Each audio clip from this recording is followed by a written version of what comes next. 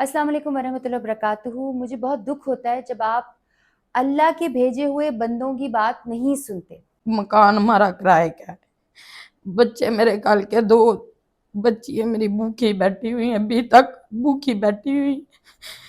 क्योंकि मेरी फाउंडेशन में फंड्स नहीं आते, ये मेरी आर्ट की कमाई के ऊपर चलती है और मुझे बहुत दुख होता है कि आप इतनी बड़ी बड़ी एनजीओज को पैसे देते हैं जो इन लोगों की मदद नहीं कर रहे।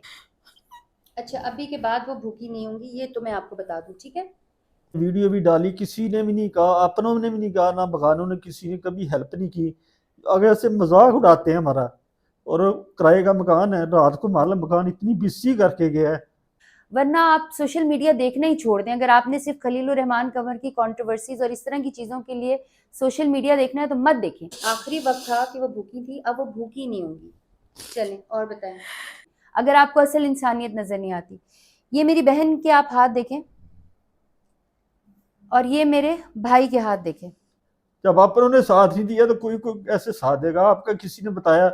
हम बड़ी उम्मीद से रात को हमने आपका ऑफिस देखा, तो रात देख कर फिर हम सुबह 8:30 बजे के आए हैं, बड़ी उम्मीद लेके आए हैं कि इंशाल्लाह कोई हमारी हेल्प होगी।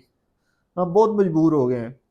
हम बहुत परेशान हैं, जिसकी वजह से मेरा शोहर साल हो गया घर बैठा हुआ है। इलेक्ट्रीशियन के इतना अच्छा कारीगर है, कभी उसने छुट्टी नहीं थी कि हम लोगों को खुद देते होते थे, लेकिन इस वक्त हमारे ऊपर इतना बुरा वक्त आया कि हमारी कोई भी नहीं मदद कर रहा। अब ये दोनों मेरे पास बड़ी उम्मीद लेकर आए हैं, ये चाहते हैं कि पाकिस्तान से कोई तो इनकी मदद करे।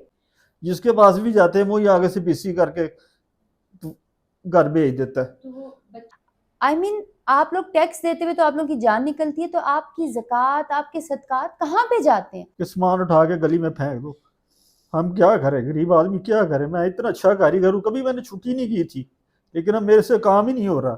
मेरे हाथों में इतने छाले पड़े हैं, देख लें आप, खुद ही देख लें, इसमें इतना खप्पा पड़ा हुआ है। ये पट्टी मैं तारूँ आपको पता चल जाए। हम बहुत ज़्यादा परेशान है। मेरे पास जितने लोग आते हैं उनकी मदद नहीं की जा रही होती। मुझे नहीं समझ आती कि ये एनजीओ जिनके पास बड़े बड़े फॉरेन फंडिंग्स आते हैं या आप लोग हर महीने इतने सारे पैसे देते हैं, वो किधर खर्च करती हैं? अब डॉक्टर कहते हैं कि इसका ना बहुत बड़ा ऑपरेशन होगा और हमारे पास इतने अखराजात नहीं है। बस इसी तरह अब हमारे पास पैसे नहीं है, दवाई लेने के पैसे नहीं है, हम दवाई नहीं ले सकते। हम घर में बैठे हुए, हम क्या करें घर में बैठ के? ना अपनी मदद कर रहे हैं और ना कोई बेगाना मदद कर रहे हैं। और हमें आपका किसी ने बताया, बहुत उम्मीद लेके हम सुबह 8:30 बजे के आपके पास आए हुए। मैं हमारा 1 साल हो गया इसी तरह बैठे हुए हैं घर पे, पता ही नहीं क्या मसला बना है, हाथों पे सारे छाले पड़ गए हैं। और हमने 2 महीने का किराया, बच्चियों की फीसें 2 महीने की हम नहीं दे सके। हम इतने परेशान हैं। आसरा बे आसरों का मैं बनूं।